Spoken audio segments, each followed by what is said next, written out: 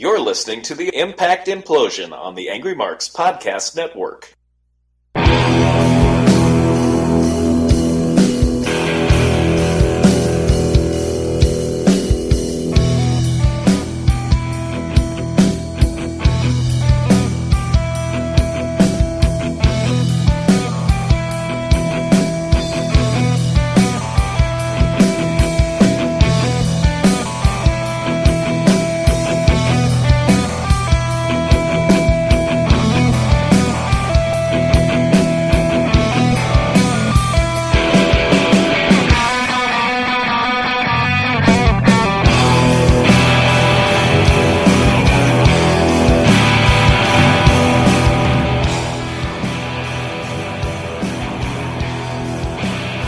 It is January 4th, 2018. It is another episode of the Impact Implosion. First of the 2018, by the way, and it is I, Seth Draken. And on the other end is I'm not even going to go with that, Mike Poland. I thought you were going to call me the New Year's baby. No, I ain't going to do that. I ain't the big show. No, you ain't the big show. And you probably would also look terrible in that diaper. Good God. Yeah, I didn't have anything prepared, so I wasn't going to bother. Yep. Do we have any news of the pay-per-view thing? They're going to bring back lockdown in the spring. Oh, yeah. Which is stupid because the reason they went to 2 pay-per-views is every pay-per-view they lose money.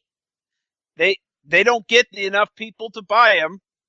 The problem is, that's one problem. You only have about, probably 250,000 viewers that watch. Yeah, you basically need a few 100,000 buys to, break even, but they don't have that. Do. Yeah. I don't even think they get 100,000. But it's either the rumors I'm hearing is it's either in April or May, so. Yeah. TNA fired also their ring transportation manager. The week before tapings, too. Oh, yeah. That's a good idea. Yep. So, we're gonna fire that person. Everybody. Yep. We gotta fire that person. And Borash says in an interview that the Hardys tried to bring him into WWE. And he was dumb enough to say an Impact. Yep, dumb enough. I know there's loyalty, but come on, you could have made a payday there. Yeah. EC3 filed trademark for his name.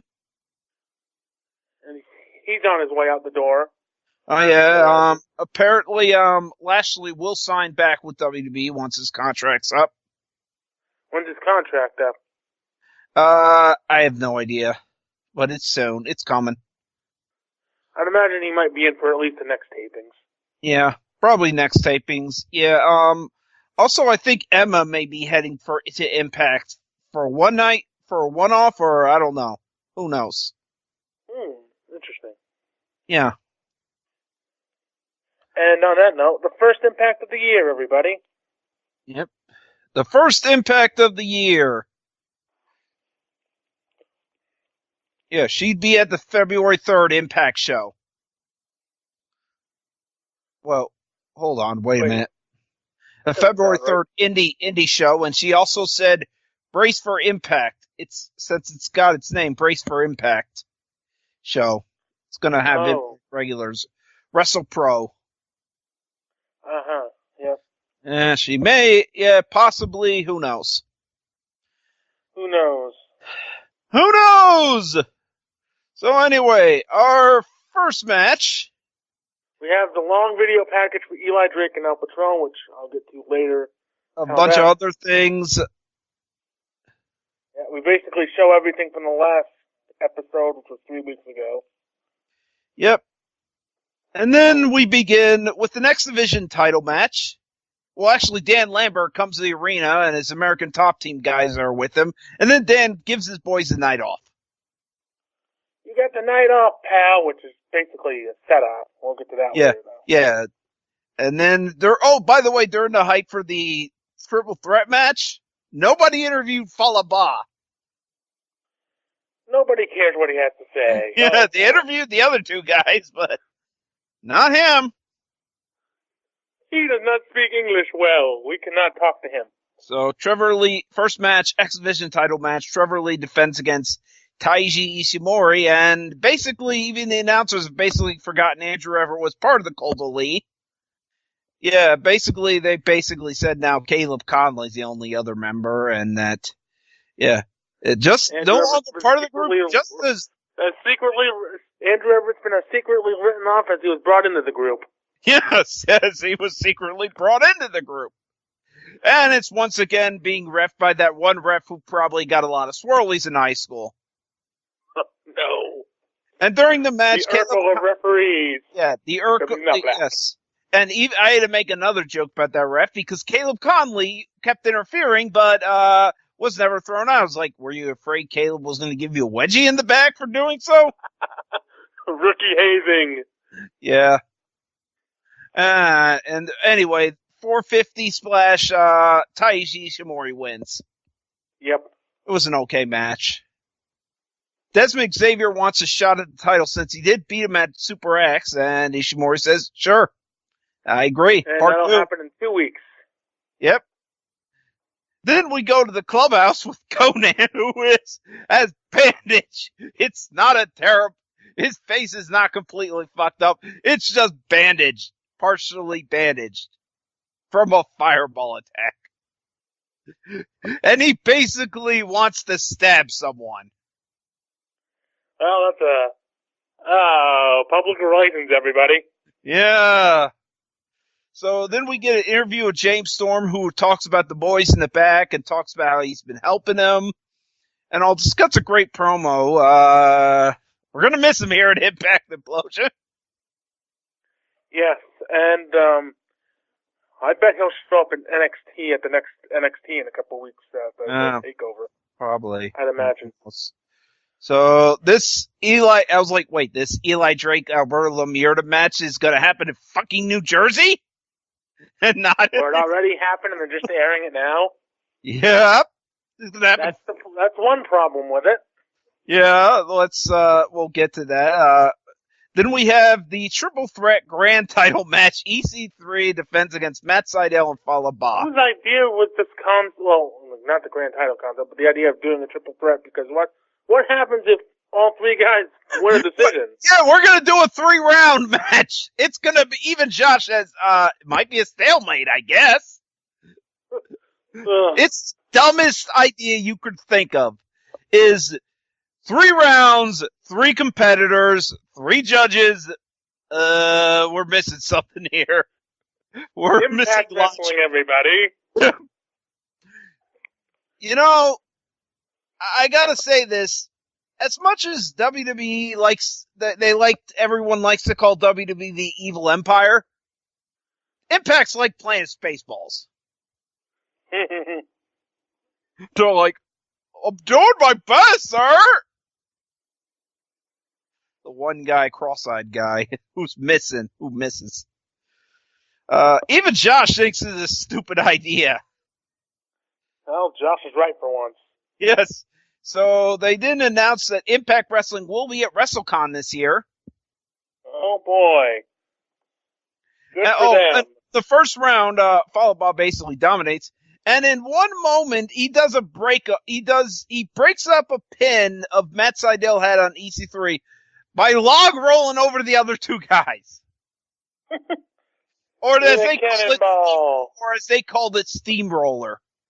They called it steamroller. It's basically a log roll across the ring. Oh, hey, yeah. Bahh won round 1 easily. EC3 then dominated round 2. Then round 3 starts. There's a moment where Bahh sits down on EC3, but Sydal has to break it up. Bahh goes for a bonsai drop on the Sydal, but EC3 sends him over the ropes. Then there's Sydal is going to hit a shooting star press. Gets delayed by Bahh for a minute, and he has to kick him down. Then hits it on EC3. 1, 2 bell, because even though 2 at 0, the bell should have really hit at 2. But no, it hits at 3 before 3 can be counted. It should have been counted before 2, but somebody's got it. So you would think Seidel's going to win this round. No, EC3 wins it and retains the title. To push ahead, the Seidel can't win the big one angle. Yep, EC3 laughs and still signals that Seidel is a choke artist. And Seidel's in there complaining. What a baby face. Yeah, what a babyface. Oh, it's going to get better later.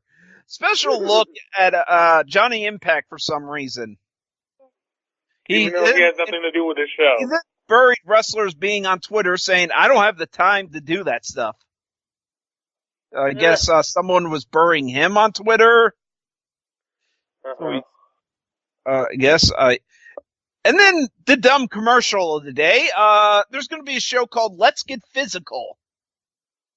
And the commercial is the Olivia Newton-John song. And it's basically, it's an aerobics comedy. Oh, starring James. Those ratings. Yeah, smell those ratings. That's like Schitt's Creek and all that.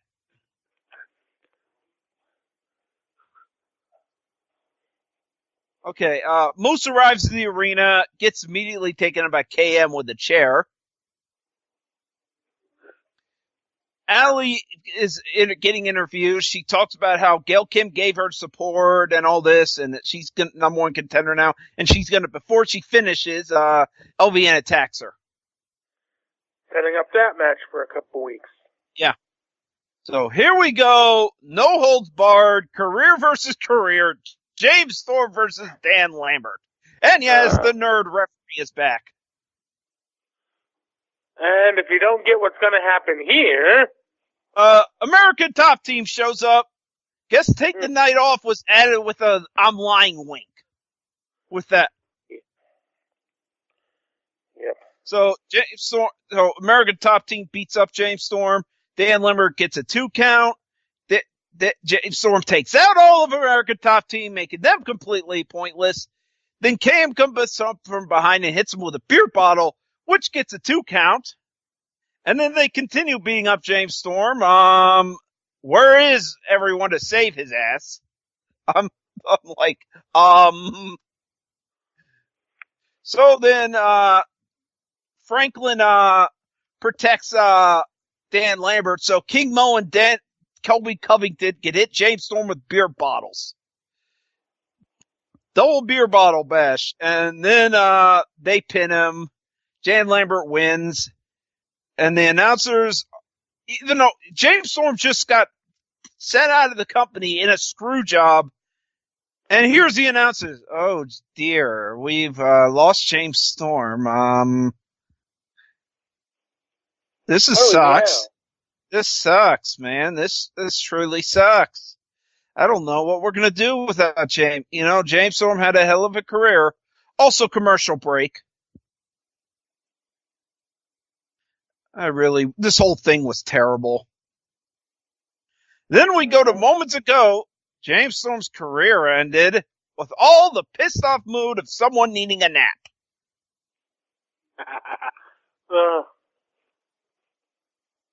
No, Mike Tenay would at least be furious about, and Don West would be fucking furious about this. That this is how it went down. Would be furious about how James Storm got screwed. He did get fucking screwed. He got screwed. He got beat down. It took like how many men to beat him? They would have been upright, pissed off, and these announcers. Oh dear, James Storm's gone. I mean, I get Borash kind of selling it like that, but Matthew should have sold it a little better. Yeah, neither of them gave a shit. On to the next, the backstage stuff with James Storm leaving and the guys in the back being happy and him telling his kids home. Whole thing still sucks, but this was kind of better. But it doesn't change the fact. This really sucked, this whole thing. The announcers really, if you're an announcer and a guy gets screwed on his leave home, you need to sell that shit. That one of your best like Jim Ross would, or Or any Somebody. fucking announcer would. Hell, Vince is even back there like, what the fuck are you doing? Vince would be backstage yelling on the freaking headset, sell this more! Yeah. God, Yes. sell this more, god damn it!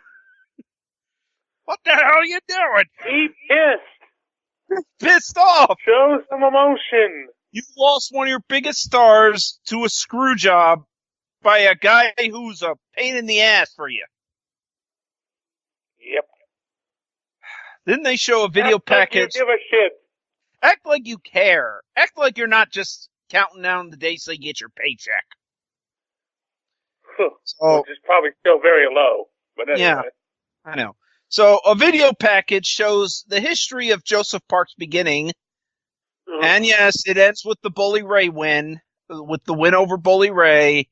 They don't go into a lot of the other details, like Joseph Park being a fraud, him being truly a bitch with a split personality, that the law firm's a fake, and that he fucked over Grado, fucking over Grado years ago.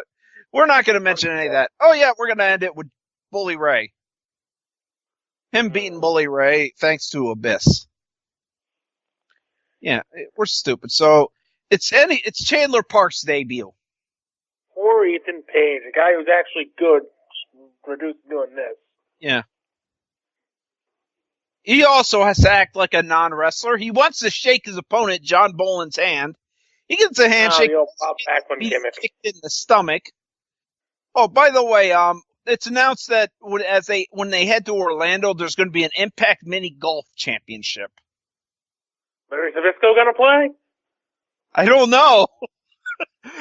Wonder if they actually did this and made an official title belt for the Impact Mini Golf.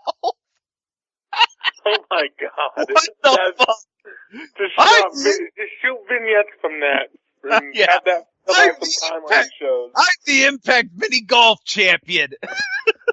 You must defend that within 30 days. You was defended in miniature golf. You go to the nearby putt-putt. If no one look at this. Oh, smell that money. Smell that money burning because you wasted it on a goddamn title belt. Here's the thing with Impact. They need bumper stickers for their goddamn belts, their current belts. And if they make a new belt for the Impact, if this company fails, which it eventually will, you can always use the belt on the hood of your car. just put a bumper sticker on it. So they're too cheap enough to actually get new belts and just put bumper stickers on their Global Force Wrestling belts instead of, the actual Impact belts that I think you had for that little time. Yes. So though never use those, but bumper stickers fine. Yeah, but we're gonna make a world title for mini golf. Fuck it. Let's get Barry Darso in this whole thing. Mr. Hole-in-One. Barry Darso. Then he just beats somebody up with a club. No. Or Dolph Ziggler as the caddy. If he gets out of his God. Dolph Ziggler as a caddy. Chavo Guerrero. Why don't we have Kerwin White in there? Fuck it. Why not? All the guys that aren't really doing much of anything right now. I know. And we're probably making this more entertaining than it actually will be. Anyway, on to the next thing. Oh yeah, Chandler Park wins with a roll-up after Joseph Park punched Boland for saying, "Screw you and your grandmother." Well, okay then. So Matt Sydal is upset with the whole grand title format. So Matt, let me see if I get this straight.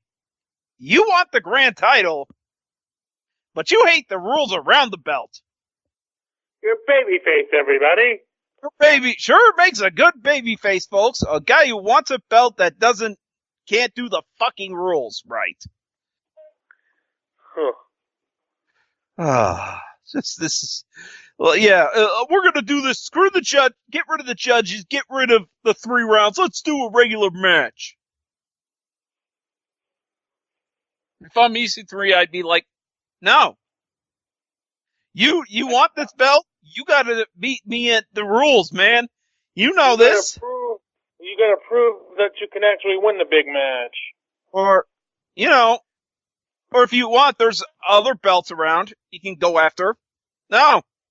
I'm not gonna defend this belt against you if you don't want to follow the rules. Fuck you. I'm the champion.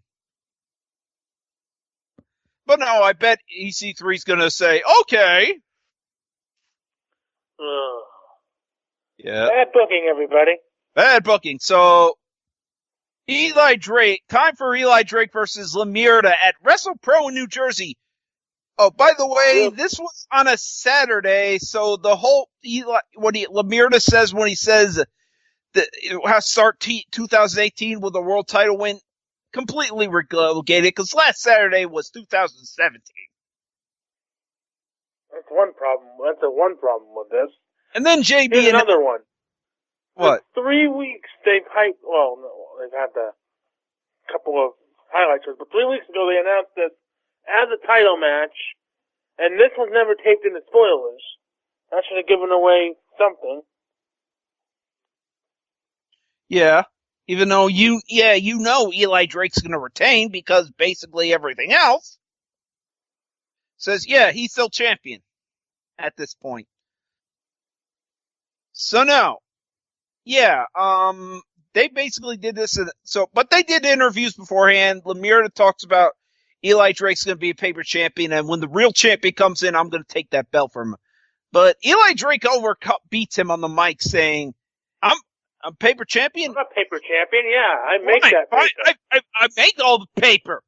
Fine, I'll be a paper champion, because I make all the paper around here. And I'm like, that's actually... I know, that's actually very clever. I don't know why anyone did that beforehand. They thought of that. And then someone had the temerity to tell Eli Drake, I guess you don't understand what a paper champion is. No, he does. He turned that fucking thing around. He understands what you mean by paper champion. He just, as the pivot and stuff, he turned that thing around. You dumbass. So anyway, the world title match, not our main event, by the way. Thank goodness. And as it was fucking edited to God knows how far. I'm guessing there was more of a match here than they showed. Oh yeah, there definitely was, because they edited it, because you could see, they cut out part of the match. Oh, we're up to here now. Oh, fast forward to somewhere else. The match. Yeah. By the way, Eli Drake retained by hitting Lamirda with the belt while the ref was down. Why is Del Rio the face in this match? Well, it seems weird. Well, it's an indie match, so don't. Hello, I'm here. He wasn't. Oh, I said. Well, he's not the face here. That's according to the crowd. Crowd's rooting for Eli. Interesting. Yeah, so it's 2 heels. No one gives it. But Eli Drake, basically chickens out in the end and wins the match via... Well, and he explains it after he wins the match, too. He says, you hit me with the belt. Receipt. You don't think I was gonna give you a receipt for that shit. I'm still the world champion because of it. So yeah, then there was a Pluto TV rewind, which Team TNA won a Super X Cup with an Ultimate X win. I don't remember which year this was. I'm gonna say 04. I don't remember. 'Cause I think that was the first year they actually did the X Cup. Well, the first year they actually did Super X Cup. Mexico won, so it must have been 05. Maybe. I don't So know. yeah, because I remember Team Mexico winning the first one with Mr. Aguila. I forget the other people. S.A. Rios. Yeah, S.A. Rios was the captain. And on that note, we have your main event. Which is OVE defending the belt against LAX. OVE wins. LAX is no more. LAX gets jumps immediately. LAX gets jumps immediately. So they're coming out. Yeah, mostly there's one really good spot in this match, and you probably know what it is. The super reverse of the super cutter, wrist onto Santana, who's about to give a frog splash onto Dave Crist, but he says, "Fuck you! I'm giving you a super cutter instead." Yes, that's a good spot. Move. Yeah, that's a good spot. Anyways, LAX wins with the street sweeper on Jake Crist. The same guy did the super cutter, but yeah, so that was pretty good. I've seen better from these two. Yeah, they've had better. They've done better. Oh, they've done better. And they're setting up for a barbed wire match in the next couple weeks, so. Oh yeah. That's probably why. Yeah.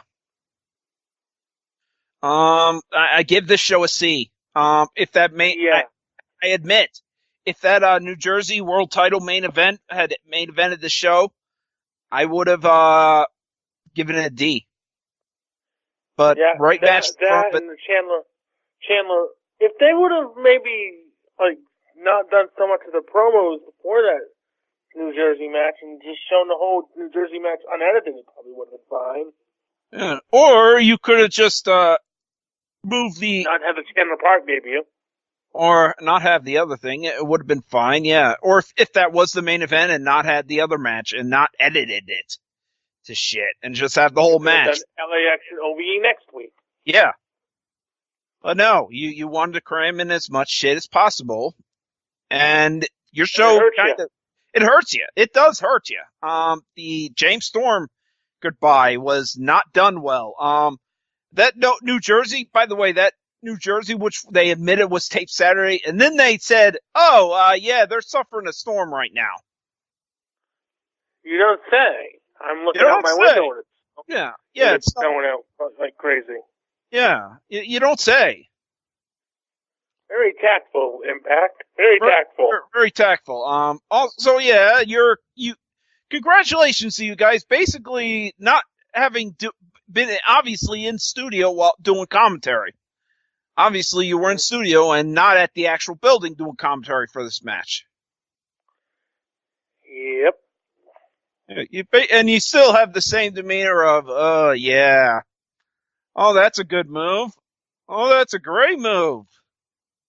That's seriously one of the biggest problems with commentary is like, they're unenthusiastic. Yeah. They don't give a shit. I mean, I watched some of the Omega Jericho match from Japan this weekend, or earlier today. Which I'll probably have to wait until Saturday to go to my friend's house see that. But that's a very good match, and I didn't even watch it all yet. But the commentary there is fantastic. Oh, yeah. They give very good commentator. They give a shit.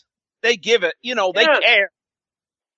And by the way, Don Callis is now one of the new executive BEPs at Impact.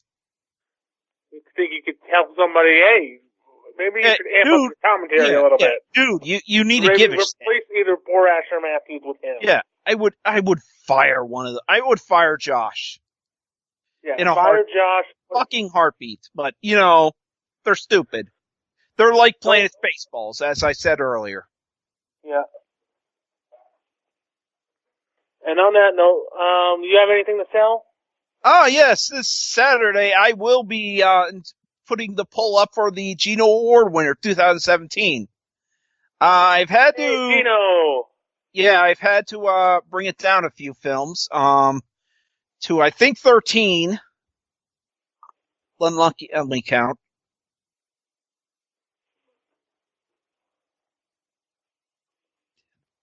Looks like a 1,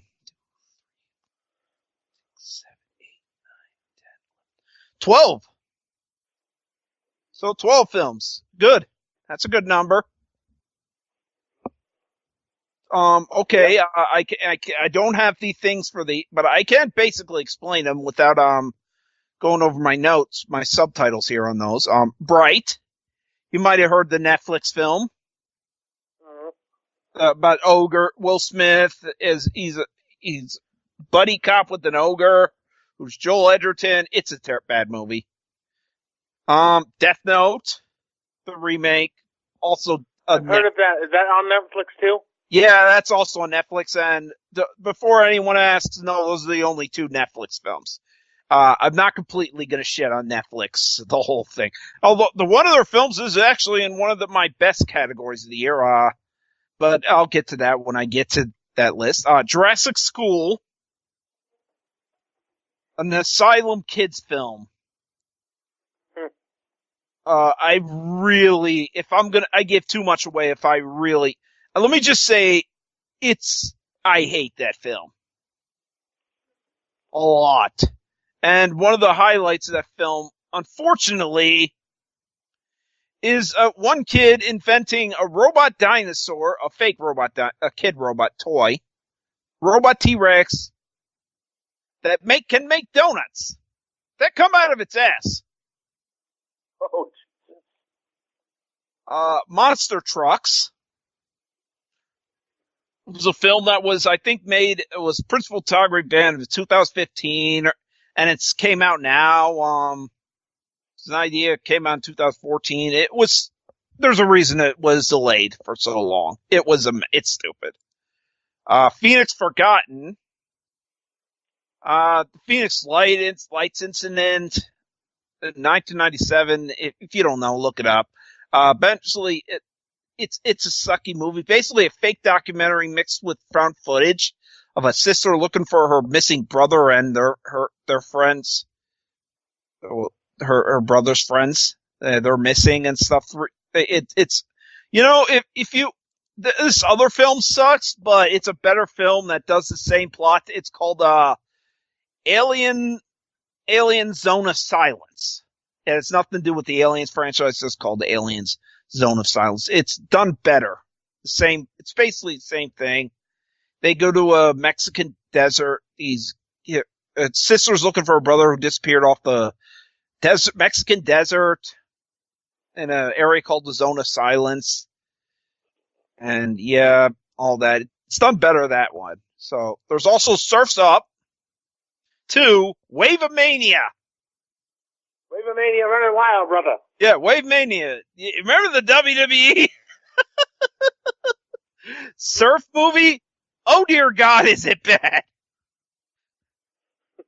No, I don't. I haven't seen that yet. No, but you remember them advertising for it? I think so, yeah. Yeah, with fucking penguins, surfing penguins. Vince is a fucking penguins. Yeah. WWE superstar John Cena, Triple H, The Undertaker. The Undertaker is a surfing penguin. Yes, there's a surfing under. Vince McMahon has a fucking otter who is obsessed. Ooh. Who's obsessed with, for some reason, fish milk. I don't get it. Ooh. And Paige is also there. Oh, Paige. That's about the reaction you give her nowadays. Yeah, Oh, Paige is here. Yeah, it's bad. It basically, I saw the first movie before I watched that. It shits on the first movie. Basically, the Bye Bye Man. Do I really need to say anything about the title alone? Don't say it, don't think it. The Bye Bye Man. Or the Bye Bye Man. The Dark Tower.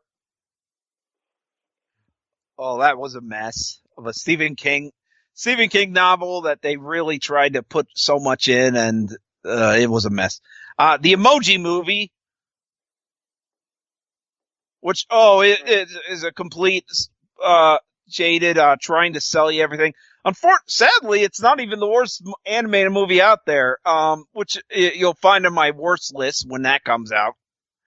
But that's the only one getting nominated. The Mummy. It's the only other one Not the besides one with the Starts Rock Up in it. And, Rock Dog. Fucking Rock Dog is getting nominated, too. Fucking Rock Dog. Yeah, Rock Dog! The Mummy. You've heard of that, and how bad that is. The Tom Cruise movie, it's a mess. And finally, a movie called Wish Upon. Probably the worst theatrical movie I've seen this year. It's a woman gets a, Chinese box or something. It's a wish box or something. And it basically grants you 7 wishes and some shit. But every wish comes with someone dies that you know. And, it is terrible. Fucking mess. It's a you definitely hate the lead. Who's the lead?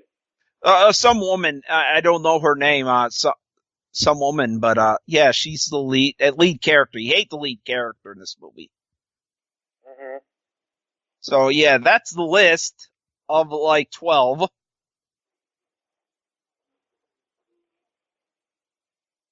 Yeah, 12. Yeah, 12 movies, that'll be up Saturday. Do you have anything to sell? I do! Limitless Wrestling returns with The World Is Ours 2 weeks from tomorrow night. On this, already announced for this card, we have a triple threat match involving Fred Yehi, Martin Stone, and David Starr. We have an intergender trios match with the Main State Posse against Alley Cat, Ashley Vox, and Chris Stadlander, who I've never heard of. Massage Envy takes on the team of Anthony Henry and James Drake. Tessa Blanchard battles Deonna Purrazzo. Jeff Cobb battles Darby Allin. Matt Cross battles Maxwell Jacob Friedman. Eddie Kingston battles Chris Dickinson. And in the main event, it is a power struggle as Ace Romero, Josh Briggs, JT Dunn, and Anthony Green will face off to decide, I guess, who the ace of Limitless Wrestling is.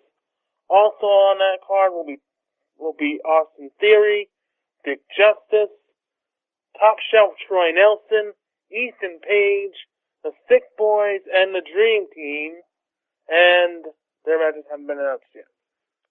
Oh, that sounds like a good show. Yes, it does. So, with that said, happy 2017 to everybody, filthy animals. And, 2018. And a happy new year. Merry Christmas, you filthy animals. And a happy new year. And on that note. With that, Miley, we are heading to bed. Good night, everybody.